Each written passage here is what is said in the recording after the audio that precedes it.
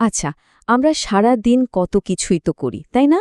কিন্তু কখনো কি একটু থেমে ভেবে দেখেছি যে যে কাজটা করছি সেটা ঠিক কেন করছি?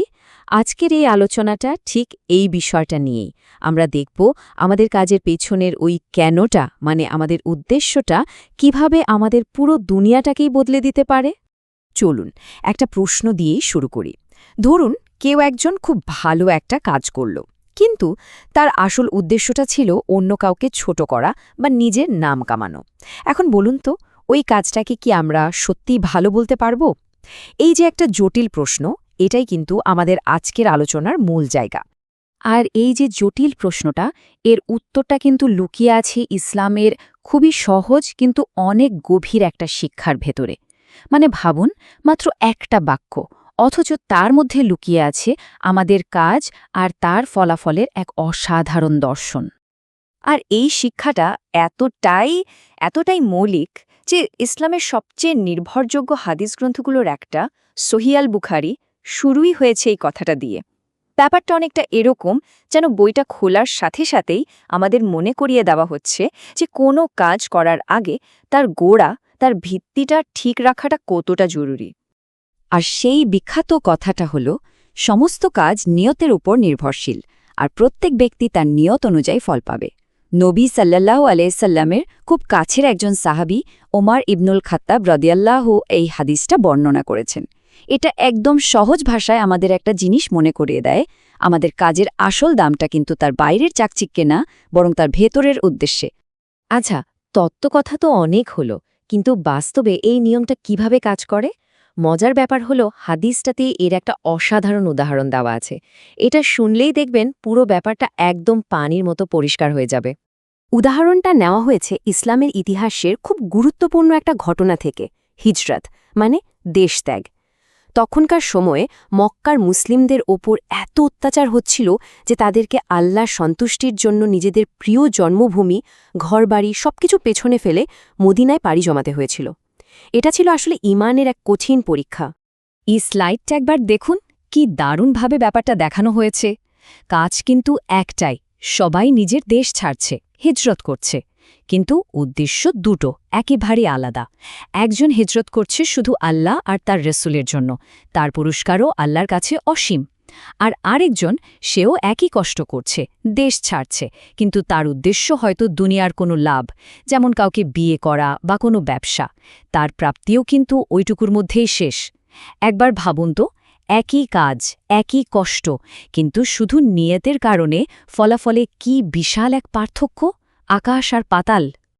এখন মনে হতে পারে, এই নিয়মটা কি শুধু শত শত বছর আগের কোনো ঐতিহাসিক ঘটনার জন্যই?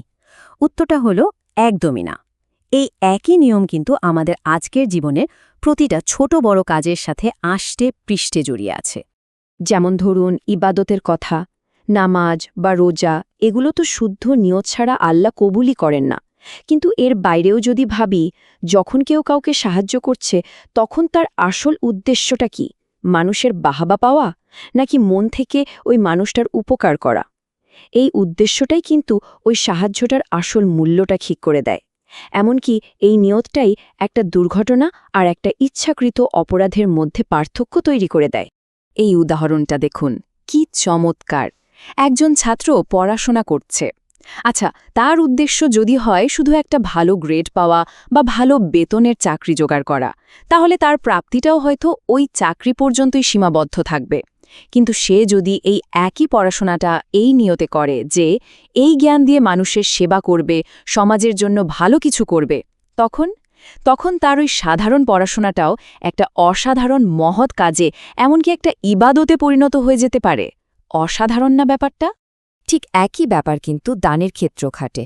কেউ যদি শুধু নিজের নামটা প্রচার করার জন্য, মানে লোক দেখানোর জন্য দান করে, তাহলে তার পুরস্কার হয়তো ওই মানুষের প্রশংসার মধ্যেই শেষ।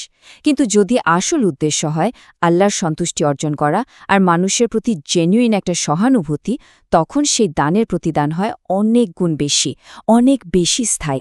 তাহলে এই পুরো আলোচনা থেকে আমরা আসলে কি বুঝতে পারলাম? আমরা আসলে এক অসাধারণ রূপান্তরের ক্ষমতার কথা জানলাম।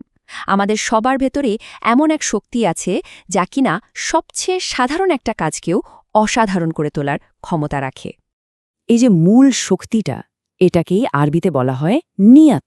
এখন নিয়াত মানে কিন্তু শুধু মনে মনে কিছু একটা ভাবা নয়।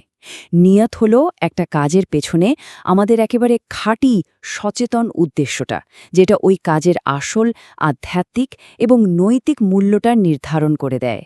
ব্যাপারটাকে আমরা খুব সুন্দর একটা উপমা দিয়ে বুঝতে পারি। নিয়ত হলো আমাদের ভেতরের একটা কম্পাসের মতো। আমাদের বাইরের সব কাজ কোন দিকে যাবে, সেটার মূল্য কেমন হবে, তা কিন্তু এই ভেতরের কম্পাসটাই ঠিক করে দেয়। দেখুন, এই স্লাইডটা কি দারুণভাবে এই ধারণাটাকে ফুটিয়ে তুলেছে। সুতরাং শেষ কথা হলো, সবচেয়ে জরুরি শিক্ষাটা হলো, যে কোনো কাজ করার আগে শুধু এক মুহূর্তের জন্য থামা আর নিজের ভেতরকে প্রশ্ন করা, আমি এটা ঠিক কেন করছি, আমার আসল উদ্দেশ্যটা কি।